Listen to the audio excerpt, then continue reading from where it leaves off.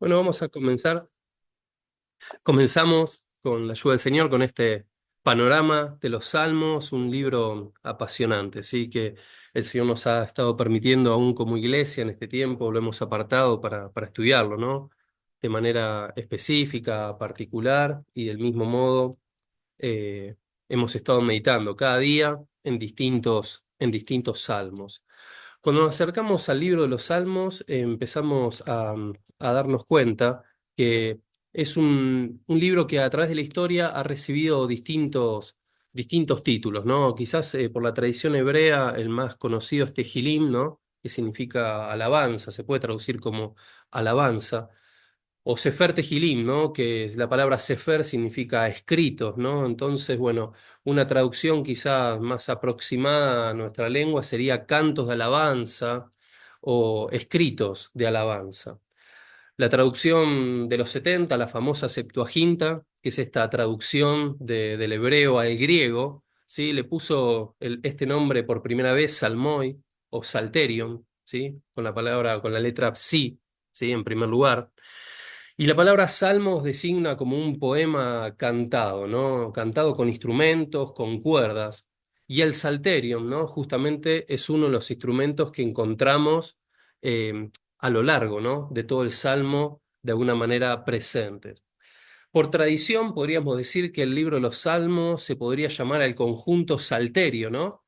Al libro en su totalidad. Y cuando nos referimos a salmos, nos estamos de alguna manera refiriendo a capítulos específicos, ¿sí? De este libro, ¿sí? De este apasionante libro que cada uno de nosotros, ¿no? Sin lugar a duda, lo hemos leído en reiteradas oportunidades. Entonces, salmos son capítulos, salterio, podríamos decir, que es el nombre del libro en su conjunto. Entonces, cuando estamos hablando de los salmos, estamos hablando de 150 salmos aproximadamente, ¿sí? Que son poemas antiguos en hebreo, ¿sí? Escritos en hebreo, son canciones, pero no solamente canciones, sino que también encontramos oraciones escritas y que fueron escritas a lo largo de toda la historia de Israel, ¿no? De la historia del pueblo de Dios. Y lo vamos a encontrar de una manera recompilado, lo vamos a ir viendo a través de este panorama de diferentes maneras, ¿sí? Vamos a poder ver que tienen distintas estructuras, ¿sí? En cómo clasificarse los salmos y cómo los ubicamos también. Ahora, el Salmo es el libro que encabeza la tercera porción de lo que conocemos como la Biblia hebrea, el libro del Ketubim, ¿no? Esta Tanaj, ¿sí? Que está de alguna manera conformada por la Torá, el Nevi'im y el Ketubim, ¿sí? El Torá, la ley, el Nevi'im, los profetas y el Ketubim, los escritos.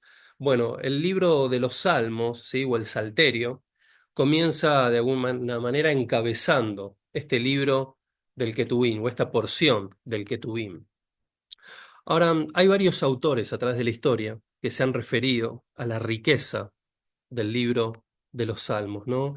Y, por ejemplo, el profesor Mervyn Brenneman, ¿sí? Profesor del Seminario Teológico Bautista, dice, cuando entramos en los Salmos, estamos entrando en el santuario de Dios, un lugar donde de manera especial podemos encontrar a Dios y disfrutar de una comunión con Él.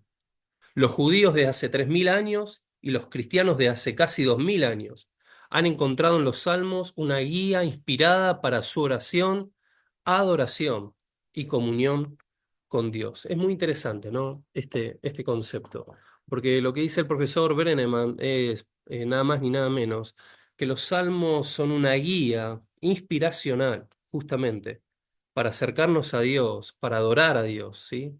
Y para entablar una relación mucho más estrecha con él. Se refiere a su influencia para el pueblo de Dios durante toda su historia, pero también para la iglesia cristiana. Ahora San Agustín decía, los salmos son el espejo del alma, y Martín Lutero dice, el libro de los salmos es la Biblia en miniatura. Es muy interesante que lo diga Lutero, porque ustedes van a recordar conmigo en que la cátedra anterior a la cátedra de la Epístola de los Romanos, ¿sí? Que es justamente ese punto bisagra en el tiempo de la Reforma, la cátedra que dictaba Lutero era justamente la cátedra de los Salmos, con una fuerte tendencia cristológica, ¿sí? En su exposición y en sus estudios.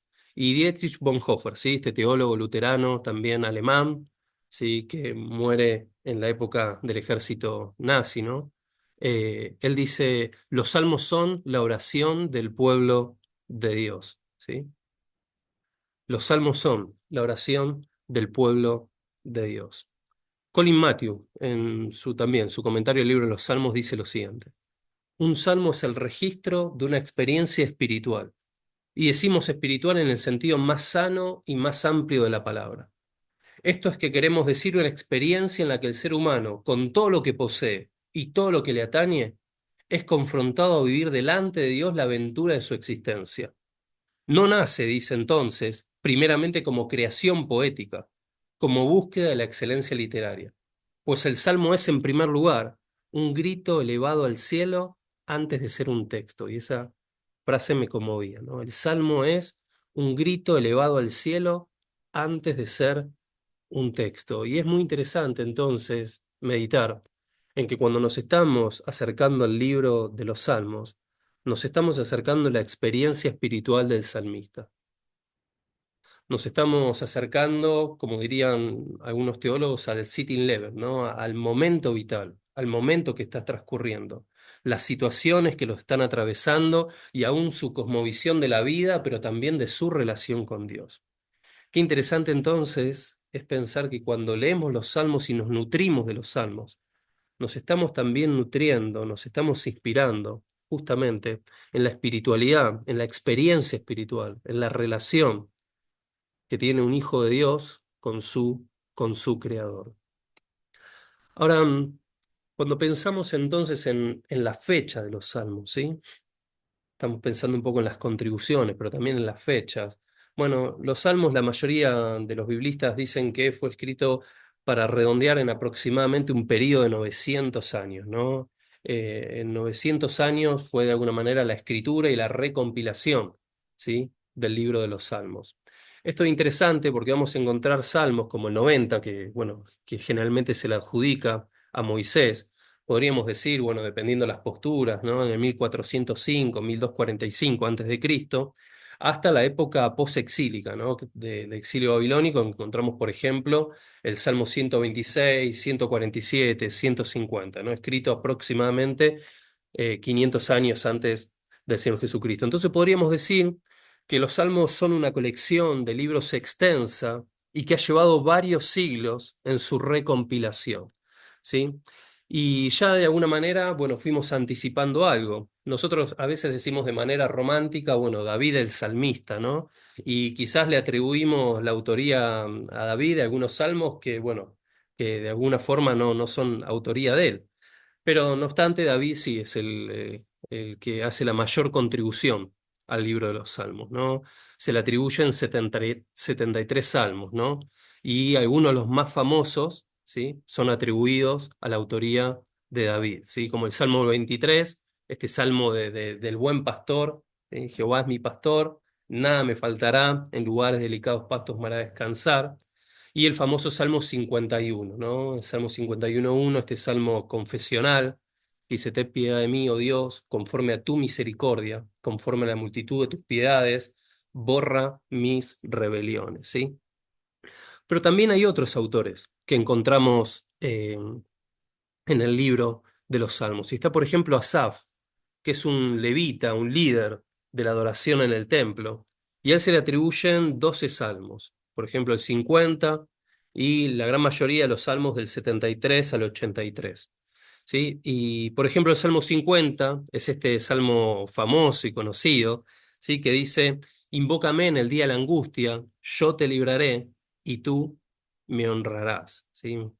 Un salmo muy utilizado, ¿no? En nuestros cultos, en nuestras reuniones, ¿sí? En el brindarnos ánimo el uno al otro. También encontramos los salmos de los hijos de Coré, ¿sí? Que es un grupo de levitas, se le atribuyen 11 salmos: Salmo 42, del 44 al 49, 84, 85, 87. Y aparece dentro de estos salmos el famoso Salmo 42, que es el que dice: como el ciervo brama por las corrientes de las aguas, así clama por ti, oh Dios, el alma mía. Mi alma tiene sed de Dios, del Dios vivo. ¿Cuándo vendré y me presentaré delante de Dios. Y es interesante porque este salmo, si quizás no lo sabíamos, muchos de nosotros se lo hubiésemos adjudicado al rey David, ¿no? Por su relación con Dios, por su anhelo de estar en la presencia de Dios. Pero bueno, es un salmo que se le atribuye a los hijos de Coré. Y como les decía anteriormente, el Salmo 90 se le atribuye a Moisés, ¿no?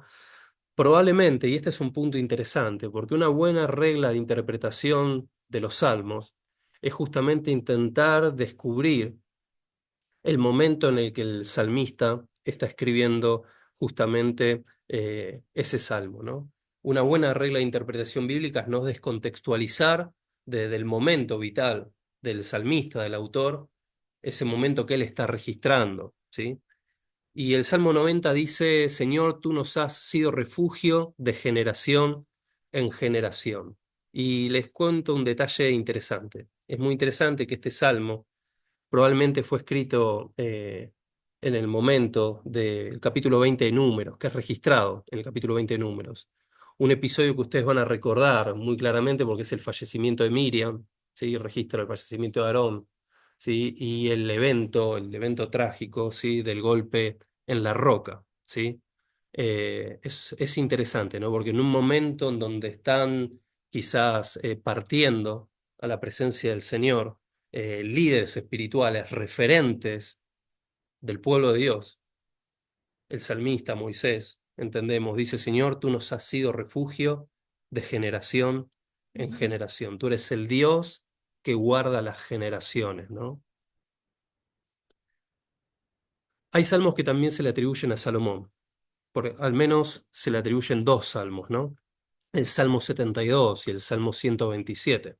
Salmo 127 es un salmo que hemos utilizado en varias bodas y ceremonias, ¿sí? Que dice, si el Señor no edifique la casa, en vano trabajan los que la edifican. Y si el Señor no guardare la ciudad, en vano vela la guardia. Después hay algunos salmos, el Salmo 89-88, que, bueno, se les adjudican a los esraítas, ¿no? Tanto Etán como Emán. El Salmo 39, a Jedutún, que es un levita y músico.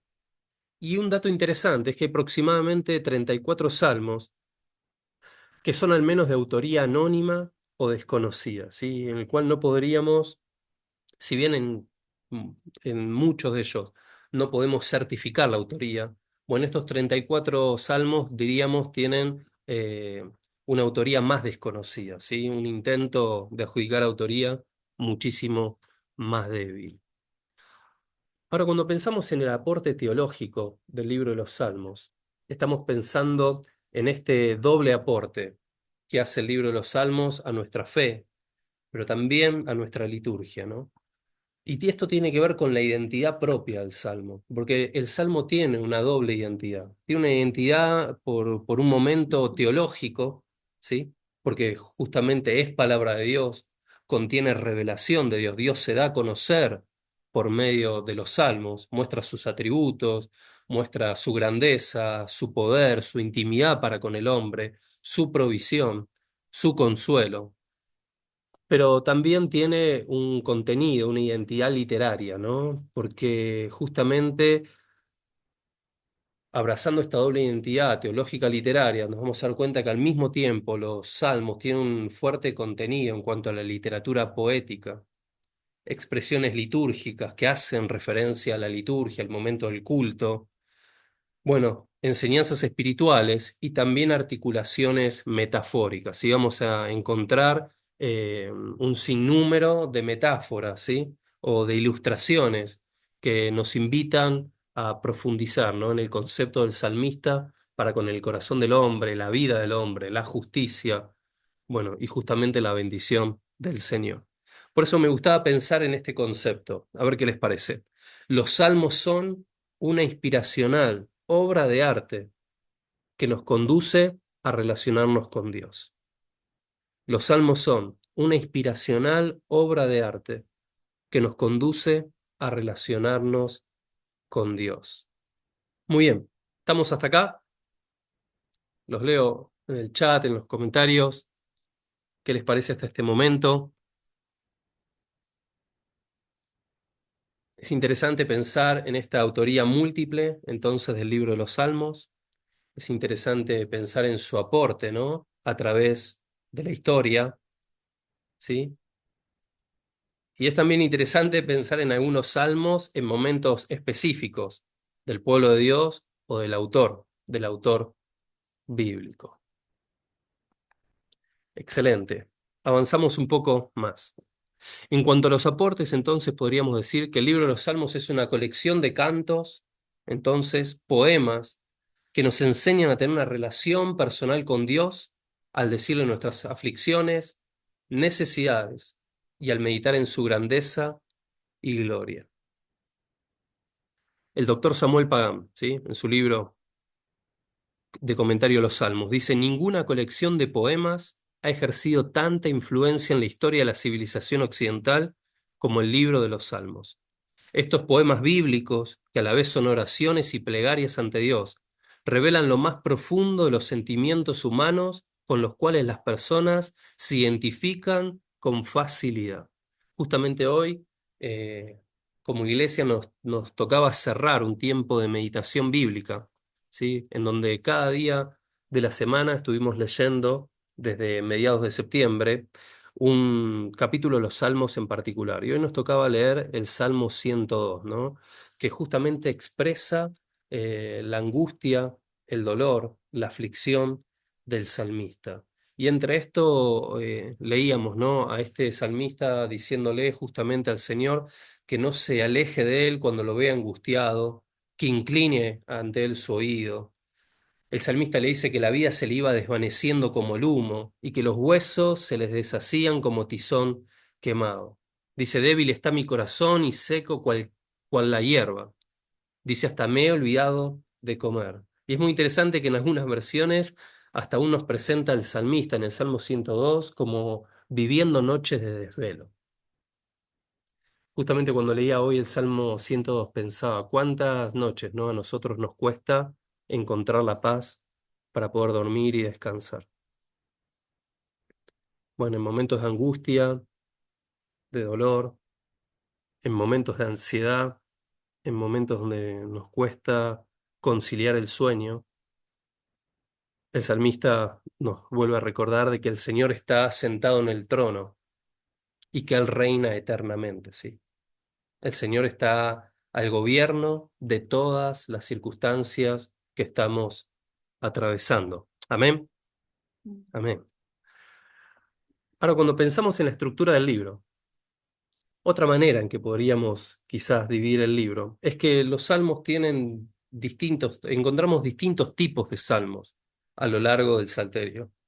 Encontramos, por ejemplo, salmos de alabanza, que son himnos, cánticos de Sión, entronizaciones y que eran muy utilizados también en las procesiones. Por ejemplo, el Salmo 100, versículo 1 al 3. Dice: cantad alegres a Dios, habitantes de toda la tierra. Servid a Jehová con alegría, venid ante él, venid ante su presencia con regocijo. Reconocer que el Señor es Dios. Él nos hizo y no nosotros a nosotros mismos. Salmos de petición, como hemos visto anteriormente, el Salmo 51. En este salmo que entendemos que es el salmo que escribe David luego de ser visitado por el profeta Natán, sí, luego de haber pecado con Betsabé, donde el salmista le pide justamente al Señor que lo perdone, que lo limpie. Dice: lávame, lávame de mi pecado, ¿sí? Salmos de petición, pidiendo el perdón de Dios, pidiendo la restauración de Dios. Salmos de acción de gracias, ¿no? Donde se celebran las misericordias recibidas, ¿no? Como estos cultos que nosotros solemos celebrar al cierre del año, en donde recordamos las bendiciones del Señor durante todo el año y damos testimonio y nos alegramos y celebramos. El Salmo 30 dice: te exaltaré, Señor, porque me levantaste, porque no dejaste que mis enemigos se burlaran de mí. Señor, mi Dios, te pedí ayuda y me sanaste. Miren si no tenía motivos para agradecer el salmista. Salmo de Lamentaciones, ¿sí? Encontramos salmos de lamentaciones tanto colectivas como individuales. Y ahí encontramos los famosos salmos imprecatorios, ¿sí?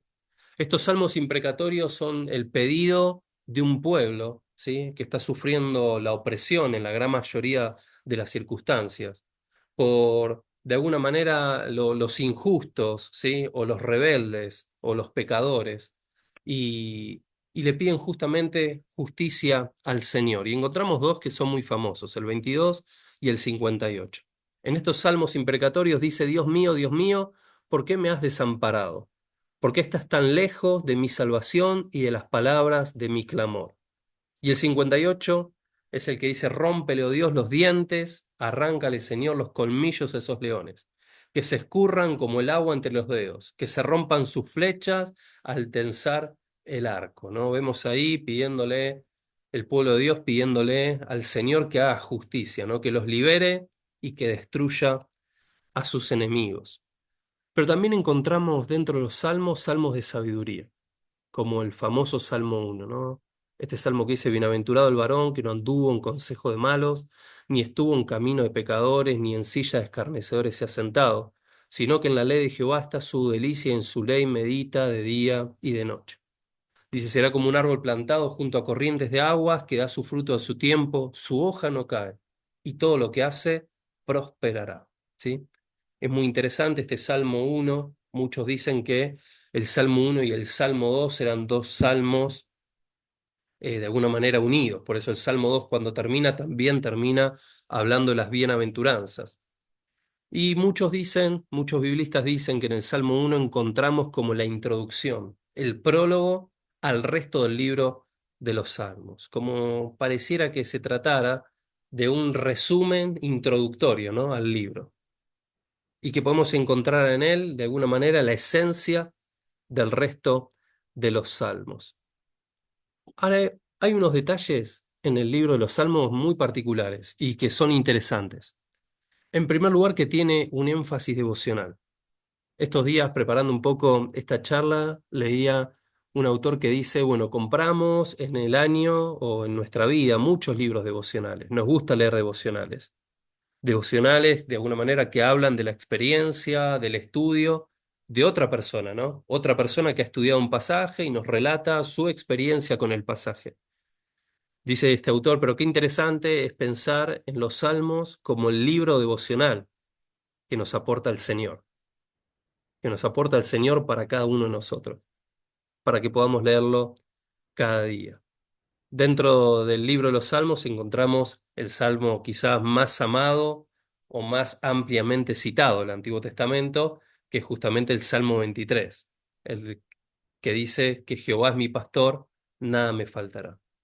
Encontramos también la más clara descripción, y este es un dato interesante. A veces creemos que encontramos revelación de los atributos de Dios solamente en el Nuevo Testamento, ¿no?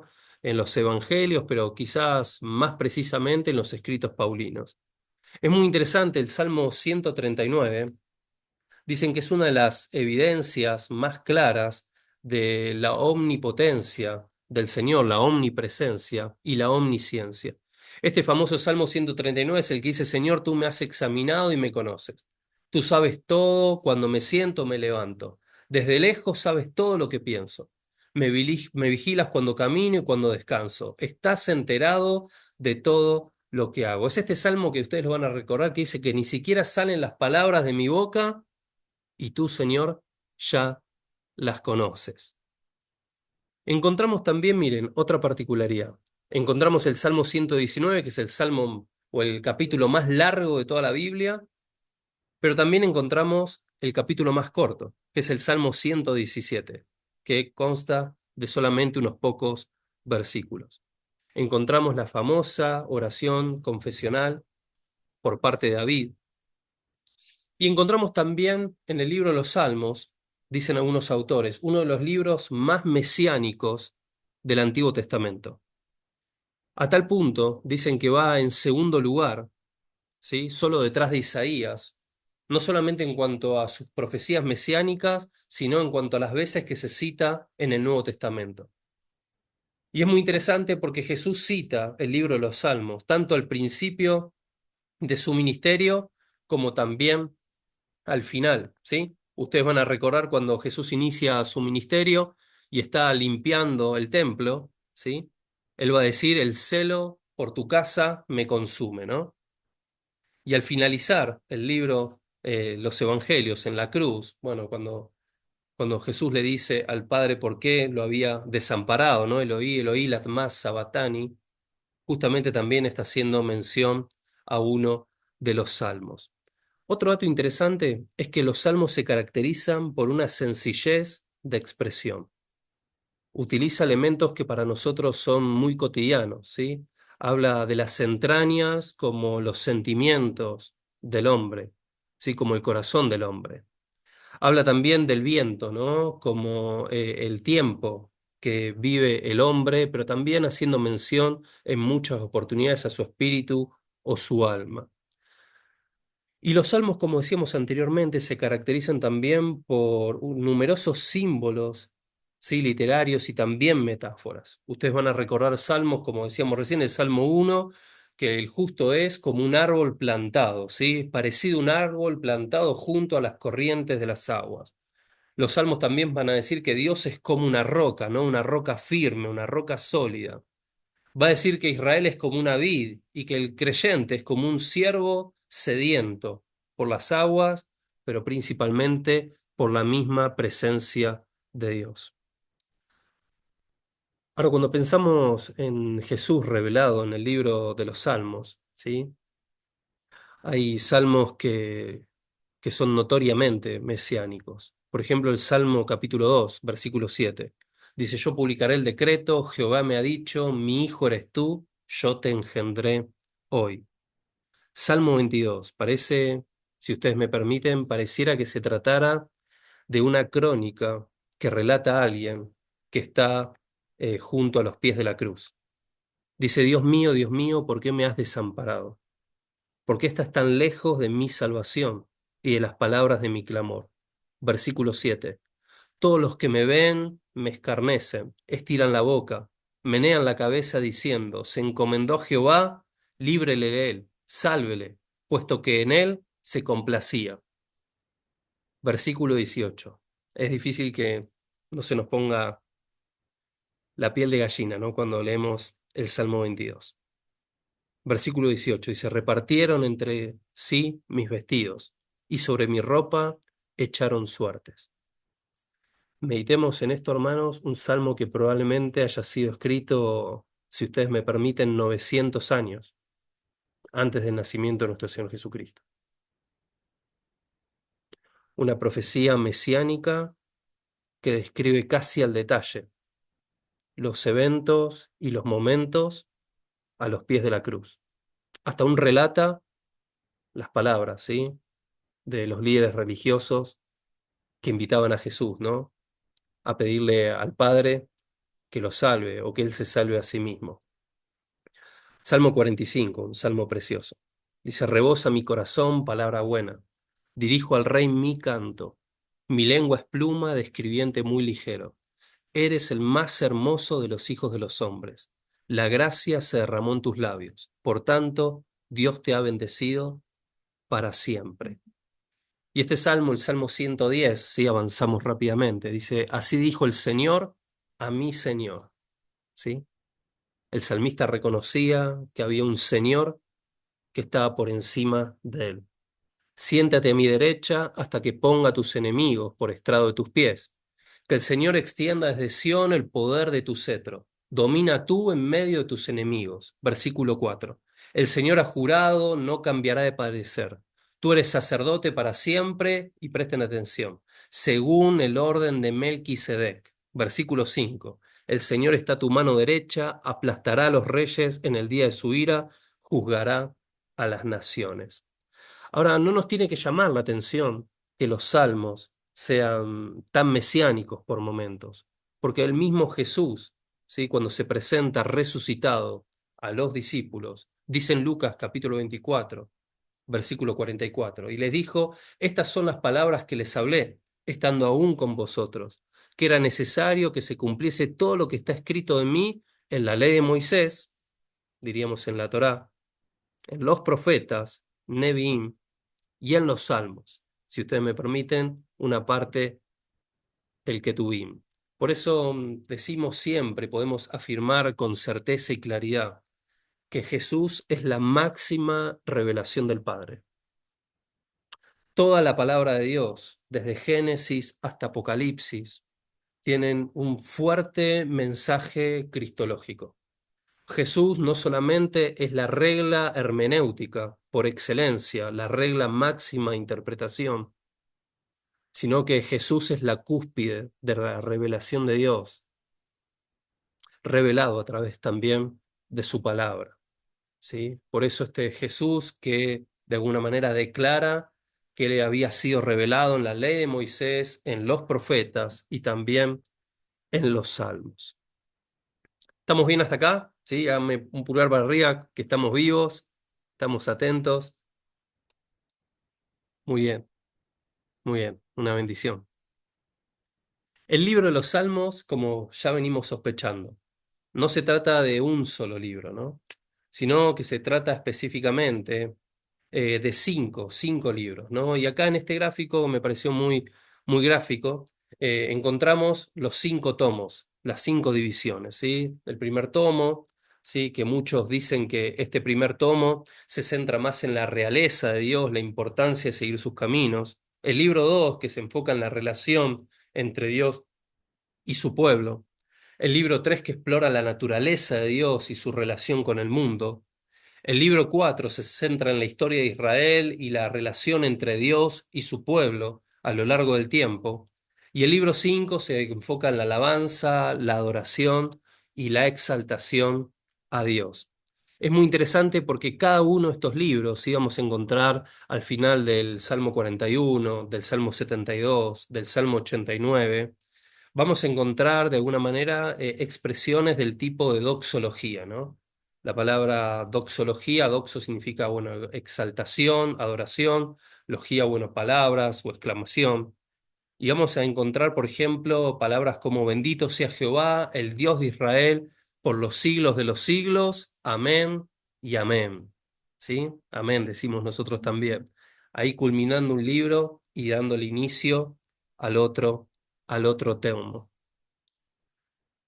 Quisiera hablar un poco acerca de las estructuras literarias que encontramos a lo largo del libro de los Salmos, ¿sí?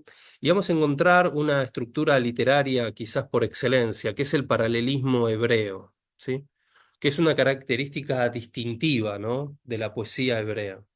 Y los paralelismos tienen, diríamos, una triple función, si ustedes me permiten. En primer lugar, amplificar una idea, ¿sí? El paralelismo intenta amplificar o profundizar una idea o un concepto expresado. En segundo lugar, hacer tensión o contraste entre dos puntos opuestos, ¿no? Los justos y los injustos, los justos y los pecadores, el necio y el sabio. Pero también era un medio de repetición, ¿sí? Era un método pedagógico para que el pueblo de Dios aprenda por repetición, ¿sí? Las verdades profundas del Señor. Y encontramos a grosso modo 3 tipos de paralelismos. En primer lugar, uno que se llama paralelismo sinonímico, ¿sí? Y este paralelismo lo que hace es que la segunda línea repite con diferentes palabras una idea o la misma idea que la primera línea. Entonces, por ejemplo, en el Salmo capítulo 2 versículo 4 encontramos, el que habita en los cielos se reirá, el Señor se burlará de ellos. ¿Sí? Un concepto semejante. Salmo 8 dice, ¿qué es el hombre para que de él te acuerdes? Y el Hijo del hombre para que lo visites. Un concepto similar con palabras diferentes. Paralelismo sinonímico. Hay otro tipo de paralelismo, que es el paralelismo sintético, ¿no? Que podríamos decir que la segunda línea repite, con otras palabras, el concepto, la misma idea que la primera, pero que añade un concepto más. Entonces, por ejemplo, el Salmo 19 dice, los preceptos de Jehová son rectos, alegran el corazón. El mandamiento de Jehová es puro, alumbra los ojos. Entonces, los preceptos de Jehová son rectos, el mandamiento de Jehová es puro, podríamos decir que el concepto es similar. Pero la primera línea dice que alegra el corazón y la segunda línea añade que alumbra los ojos. Entonces podríamos decir que en ambos casos se agrega algo más, un concepto mayor, ¿sí? O más profundo de la verdad expresada en la primera línea. Y este es el más clásico y el más tradicional, que es el paralelismo antitético. Y este es típico, ¿no? De la literatura y principalmente de los textos sapienciales, ¿sí? Que son los textos de sabiduría. es este contraste, ¿no? Esta forma de enseñar con contraste. Por ejemplo, el Salmo 1 que veíamos al principio, versículo 6, dice, porque Jehová conoce el camino de los justos, pero el camino de los impíos perecerá. O por ejemplo, el Salmo 37:9 dice, porque los malhechores serán destruidos, pero los que esperan en Jehová heredarán la tierra. ¿Sí? Un destino diferente para los justos, para los malhechores o para los impíos, aquellos que no temen al Señor. Ahora, lo que es muy interesante, y creo que es un ejercicio en el cual nosotros vale la pena que nos ejercitemos para profundizar en el texto bíblico, es que no necesariamente un salmo tiene puramente paralelismos sinonímicos, sintéticos o antitéticos, sino que vamos a ver, como por ejemplo el Salmo 27, en donde, por ejemplo, en la primera línea encontramos un paralelismo antitético. Dice, aunque un ejército acampe contra mí, no temerá mi corazón. Pasa lo mismo en las segundas líneas, donde dice, aunque contra mí se levante guerra, yo estaré confiado. Bueno, acá identificamos claramente y rápidamente el paralelismo antitético. Ahora, cuando lo vemos como una fórmula un poco más extensa, vamos a darnos cuenta que la primera porción, diríamos la franja de la línea A, forma de alguna manera un paralelismo sinonímico con la fórmula de la línea B. Porque aunque un ejército acampe contra mí, aunque contra mí se levante guerra, el concepto es muy similar. Y no temerá mi corazón y yo voy a estar confiado, ¿sí? Pase lo que pase. Bueno, también enmarca un concepto similar. Hay una estructura que es un poco más compleja, que es la estructura de quiasmo, ¿sí? La estructura de quiasmo, a diferencia de lo que estuvimos viendo recién, si bien son paralelismos, vamos a ver que de alguna manera en una progresión, podríamos decir, en forma quizás de X eh, o de media X, eh, la primera línea es paralela con la última, la segunda con la anteúltima y así viceversa hasta llegar a un punto de tensión o un punto bisagra que de alguna manera revela el centro o el concepto del pasaje. Por ejemplo, el Salmo 25. Cuando tomamos el Salmo 25 encontramos una estructura quiástica muy clara. Por ejemplo, en la porción del versículo 1 al 5, que vamos a llamar A1, vemos que el salmista habla de la confianza, la esperanza y de la oración. Y algo similar habla en los versículos 15 al 21, que habla de la confianza, nuevamente la esperanza y la oración. Cuando nos acercamos al centro, vamos a esta franja B, el salmista está hablando de la oración, la confesión y justamente pide dirección. Y en los versículos 11 al 14 hace una oración similar, oración, confesión y dirección. Y encontramos un punto bisagra, que lo llamamos X, de ahí viene también la fórmula quiasmo, en donde revela la naturaleza de Dios, la naturaleza de un Dios de amor, de misericordia y también de verdad. Vamos a ver después también, en otro momento, ¿sí? Que encontramos que Pablo también utiliza estructuras de quiasmo, ¿sí? Por ejemplo, en Filipenses capítulo 2, ¿sí? Pero bueno, es charla para otro momento. Hoy estamos en el libro de los Salmos.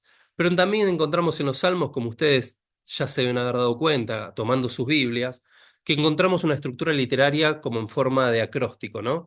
Y en estos acrósticos es un poema donde la primera letra de cada línea forma una palabra, una frase o tiene una de las letras del abecedario en hebreo. Por ejemplo, el Salmo 119. Si ustedes toman sus Biblias en el Salmo 119, van a encontrar de que está distribuida en porciones de 8 versículos.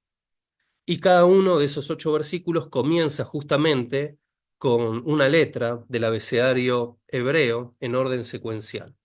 Lo mismo pasa, el Salmo 25 es precioso, porque en el Salmo 25 no solamente encontramos un quiasmo, encontramos también un acróstico. Por eso me atrevo a decir que los salmos son una obra de arte inspiracional para cada uno de nosotros. ¿Sí? Los salmos son revelación de Dios. Y el Salmo 25 comienza con la letra Aleph, sigue con la letra Bet, ¿sí? Sigue con Gimel, ¿sí? Sigue con la letra Dalet, y ahí va enumerando cada una de las letras del abecedario hebreo. Encontramos también en los salmos anotaciones o connotaciones musicales, ¿no?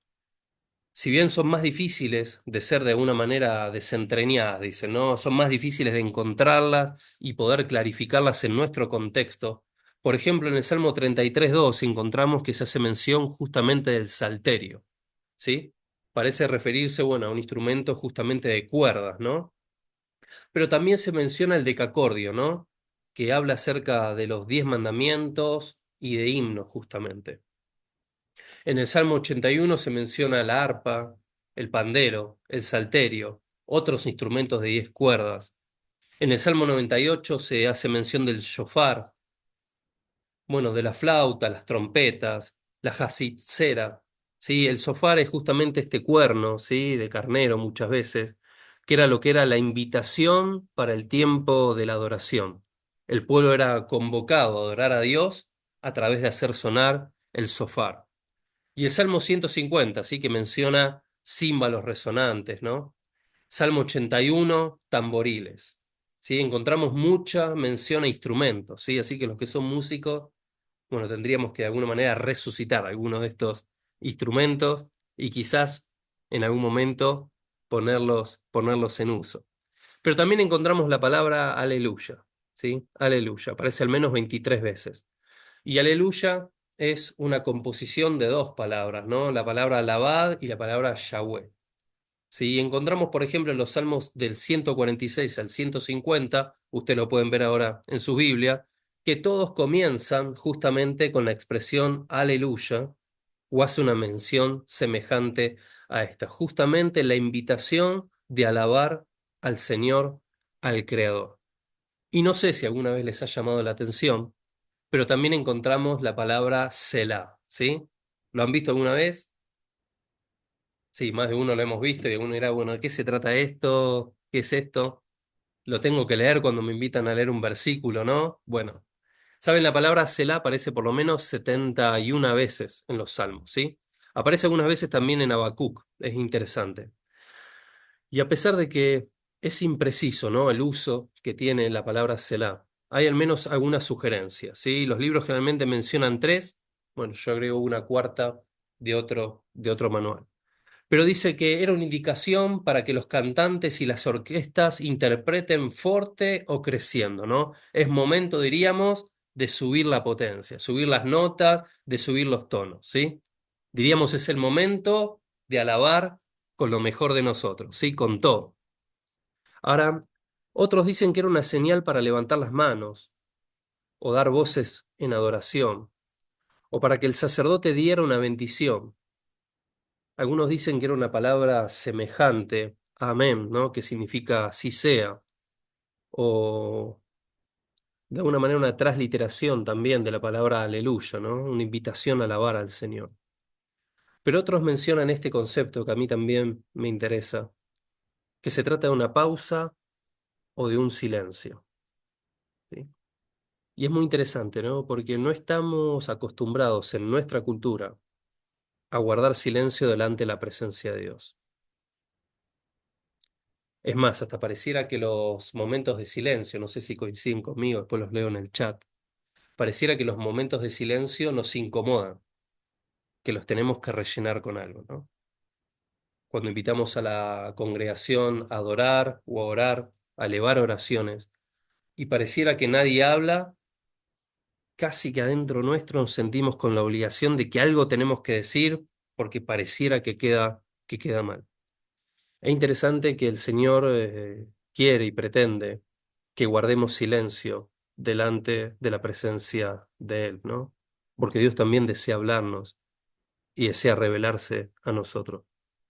Interesante que muchos autores, ¿sí?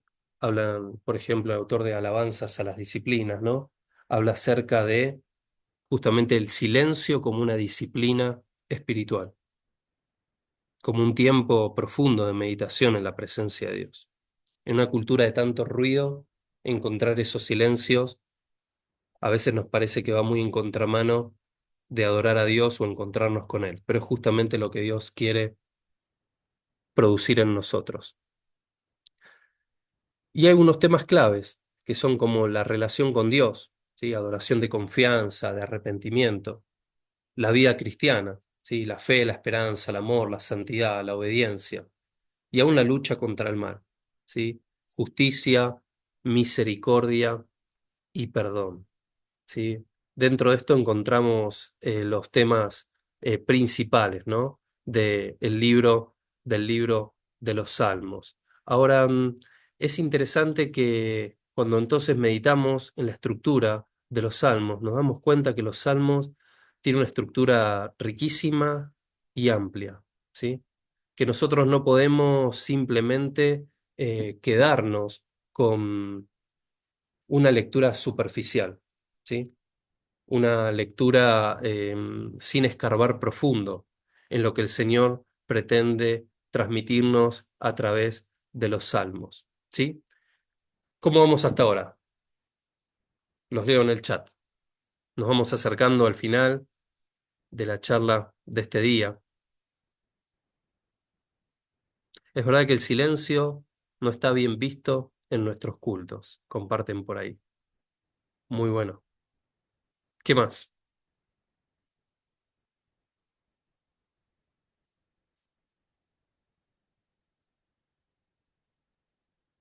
Pura revelación, pone alguien. Muy bueno. Mientras ustedes van escribiendo, buscamos el Salmo 24 y es un salmo muy interesante, porque en el Salmo 24 encontramos algo que se llama una estructura antifonal.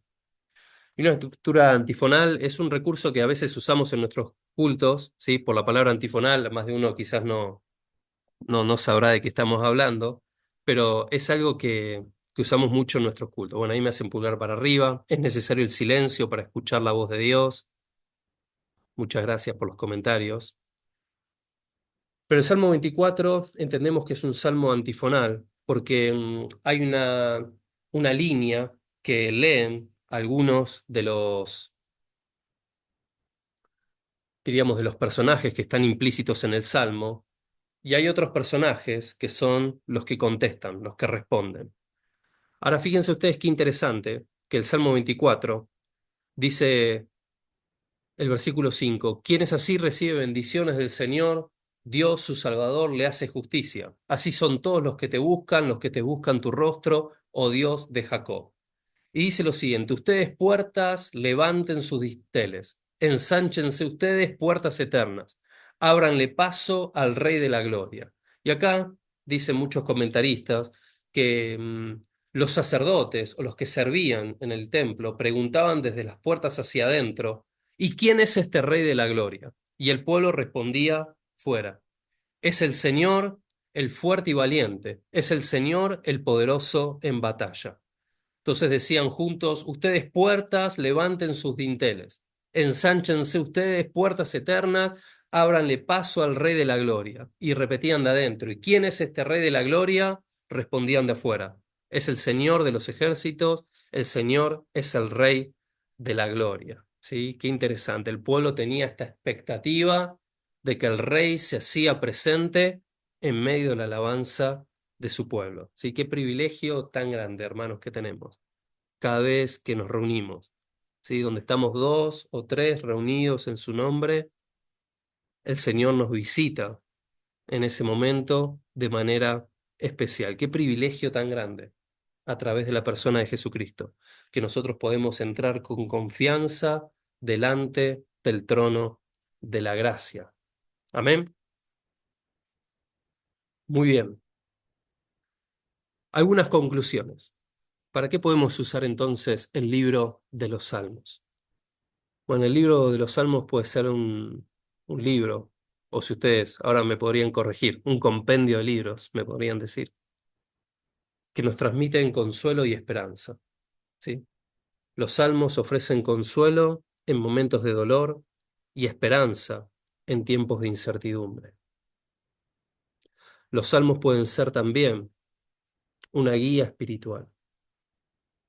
Los Salmos nos proporcionan orientación para la vida cristiana. Nos enseñan sobre la fe, la confianza, la obediencia, sobre la santidad. Los salmos pueden servirnos como una inspiración de oración y de alabanza. Los salmos son modelos para la oración. Nos ayudan a expresar sentimientos y pensamientos a Dios. Los salmos también nos sirven como un recurso de reflexión y meditación, ¿no? Nos ayudan a profundizar en nuestra relación con Dios. Son recurso útil para el fortalecimiento de la fe. Dios a través de los salmos fortalece nuestra fe, nos recuerda su fidelidad, nos recuerda su amor, nos recuerda su guía, su protección, su alimento, su sustento. Los salmos pueden ser una guía en el momento de tomar decisiones. ¿Sí? Los salmos ofrecen sabiduría para tomar decisiones. Nos enseñan sobre la justicia y sobre el camino de la rectitud. Y los salmos también, y este es un punto interesante, principalmente para hoy, en el cual muchos dudan y se preguntan acerca de la necesidad o la relevancia de congregarnos o no. Los salmos son un recurso que apunta a la unidad del pueblo de Dios. Muchos salmos fueron escritos pensando en la comunidad de fe reunida. Y hasta este es un lindo detalle, leyendo en voz alta el contenido del libro de los Salmos. ¿Saben qué? Muchos sugieren que el libro de los Salmos fue un libro escrito para leerlo en voz alta. Imagínate cómo cambiarían tus mañanas si quizás en vez de hacer una lectura silenciosa, quizás te atrevas a leer en voz alta, ¿sí? El Salmo, que todos tus sentidos estén conectados también con la palabra de Dios. Antes de llegar a los puntos finales, en el cual me gustaría también escucharte, ¿sí? Como me gusta siempre terminar las charlas, ¿sí? Donde vos prepares en uno o dos renglones aquello que te llevas a tu casa o demás. Yo quisiera invitarte a pensar en estos salmos posexílicos escritos después de un tiempo en donde el pueblo había sido dispersado, había estado cautivo, había perdido su templo. La alegría y la celebración de volver a poder presentarse delante de Dios luego del exilio, reunido con todos sus hermanos y con el pueblo de Dios. Por eso el salmista, vos lo vas a recordar conmigo, dice, yo me alegré con los que me decían, ven a la casa del Señor. Qué alegría cuando nos volvemos a reunir en el nombre del Señor, como pueblo, como hijos, como familia, para alabarlo, para adorarlo, quizás después de una semana dura, quizás después de una semana difícil. La alegría de volver a estar juntos delante de la presencia del Señor. Sí, me gustaría hacerte una pregunta. ¿Cuál es tu salmo preferido? ¿Sí? Vos seguramente ya lo tenés ahí en tu corazón. Te animo, si querés, a escribirlo ahí en un papel o me lo escribís en el chat. Sí, los leo. Ahí en el chat pusieron, el silencio incomoda, quizás porque es un momento de reflexión, de mirarnos ante el Señor. Notamos nuestra naturaleza que debe ser moldeada por Dios. A veces nos cuesta admitir nuestros pecados ante el Rey. Queremos agradarle. Sabemos que Él es omnisciente y no podemos escondernos. Pero Él es el que es misericordioso y nos bendice y nos ama. Salmo 139. Precioso salmo. Hoy lo mencionamos, que habla de la omnipotencia, la omnisciencia, la omnipresencia de nuestro Señor. Salmo 23. El Señor es nuestro pastor. Amén. Precioso salmo. A ver si alguno dice el que es mi favorito. Salmo 71, Salmo 27, Salmo 67, 34, el Salmo 103. Precioso, ¿no? Bendice alma mía Jehová, y bendiga todo mi ser su santo nombre. Bendice alma mía al Señor, y no olvides ninguno de sus beneficios. Salmo 91, el que habita el abrigo del Altísimo, morará bajo la sombra del Omnipotente. Preciosos. Bueno, nadie dijo el que me gusta. Salmo 4:8, Salmo 139, Salmo 23. Bien, Salmo 18, dicen por ahí, muy bien. El Salmo 1, precioso. Bienaventurado el varón. Salmo 119, 73, Salmo 128, Salmo 42, cerca. Bien, yo te invito a que vos prepares un pensamiento con una conclusión de lo que hoy hemos visto. Yo después te voy a compartir dos.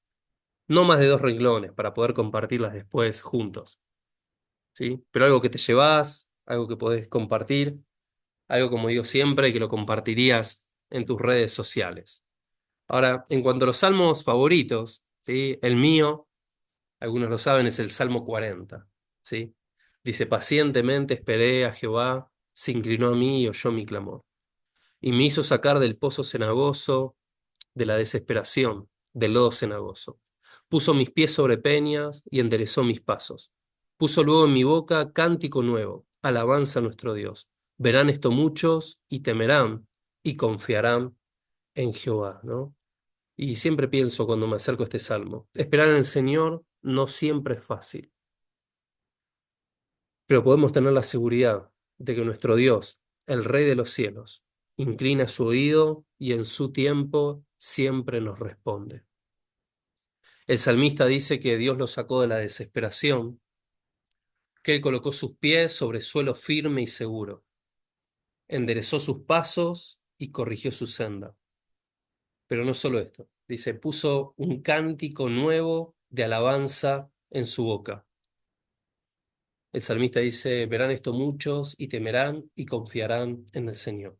Dios se glorificó, aun en medio de la angustia y la desesperación que el salmista vivía. Muy bien, antes de compartirte dos frases que yo me llevo después de hacer esta charla, ¿sí? ¿Qué te llevas vos a tu casa? ¿Sí? Algo que puedas compartir,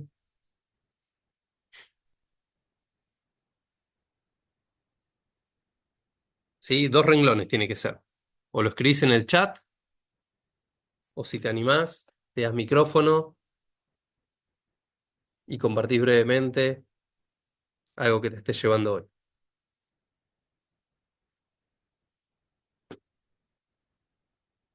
Les doy 20 segundos, 30 segundos. ¿Sí? A ver quién es el primero.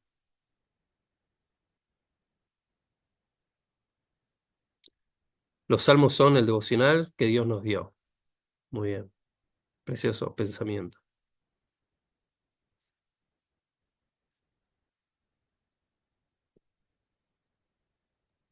Nos llevamos ganas de seguir leyendo y deleitándonos en su palabra. Amén.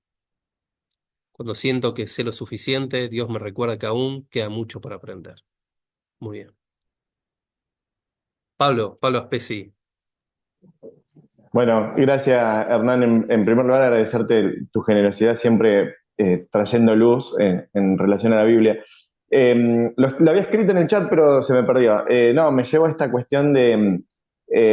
hace un tiempo leí a una autora que hablaba del Salmo como justamente un libro profético.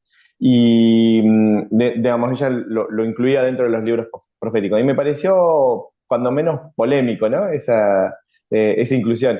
Y hoy me doy cuenta, así con esto que vos arrojaste luz, cómo los libros nos profetizan al que es digno de toda alabanza, por eso también en algún punto es justamente un libro de alabanza, ¿no? Así que Mm. me queda como también esa idea de cómo, bueno, nos adelantaba quién es Cristo y al mismo Amén. tiempo, sin conocer, ¿no? Los salmistas la obra acabada en Cristo, pudieron profetizarlo, pudieron vivirlo y pudieron exaltarlo por eso que hoy conocemos, ¿no? Amén. Amén. Muchas gracias, Pablo. Muy bueno. Gracias por el aporte. Ahí en el chat ponen, los salmos son una gran herramienta que une nuestra realidad humana y cotidiana y la grandeza de nuestro Dios. Precioso. Gracias. Sonia Villares, ¿puede ser? Sí, sí, sí. Bien. Hola Hernán, buenas noches. Siempre es un gozo poder escucharte y cómo nos enseñás y llena nuestro corazón todo lo que aprendimos. Me encantó esa frase que pusiste que dice que, ¿dónde está? Cuando entramos en los salmos estamos entrando en el santuario de Dios. Amén. Hermoso. Muchas gracias por tu trabajo y servicio al Señor. Siempre es un gozo participar en estos talleres. Gracias, Sonia. Le damos gloria a Dios por este tiempo y por poder estar en este tiempo juntos. Le damos gracias al Señor. Matías dice, es un aliento espiritual a nuestras vidas que nos recuerda quién es Dios, lo que hace por nosotros y por qué y cómo debemos adorarlo. Muy lindo. Daniel, en los Salmos se revelan los atributos inherentes de Dios, también los atributos que Dios comparte con nosotros. Muy bueno, ¿sí? Estos atributos comunicables e incomunicables de Dios. Juli S. dicen, nos llevamos a casa el valioso contenido del libro de los Salmos, es realmente completo, una inspiración, una guía, una muestra de confianza en Dios, una alabanza, un poema y una muestra del poder y la gloria de Dios. Amén. Graciela, los Salmos nos invitan a adorar a nuestro Dios a pesar de nuestra condición.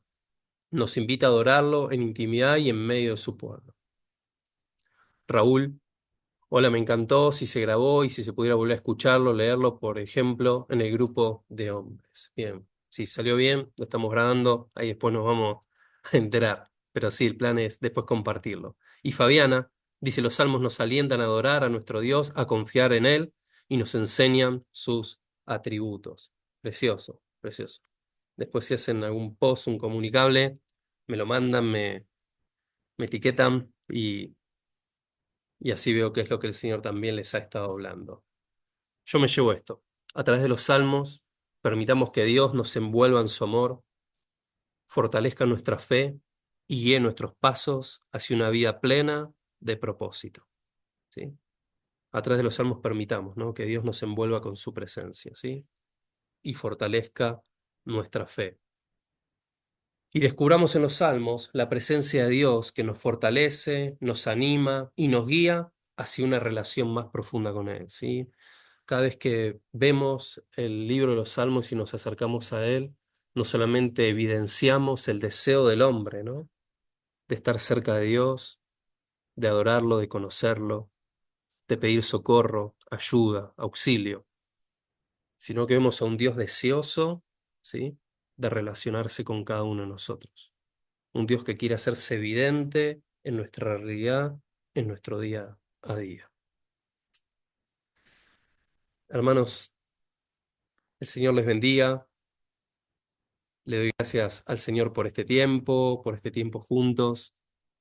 Le doy gracias por la posibilidad de poder meditar juntos en su palabra y en este océano, como digo siempre, que es la palabra de Dios, que tiene profundidades que para nosotros todavía no son desconocidas. Sí, es nuestro mayor anhelo cada vez que pensamos en estas charlas, en estos momentos, pedirle al Señor que vuelva a apasionarnos por su palabra, que vuelva a apasionarnos por su persona revelada a través de las Escrituras, y que vuelva a llenar tu corazón y mi corazón de esa expectativa de encontrarte con Dios cada día, a través de las Escrituras.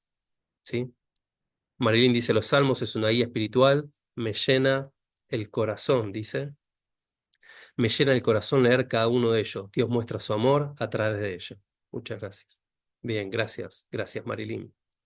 Muy bien, hermanos. El Señor les bendiga grandemente.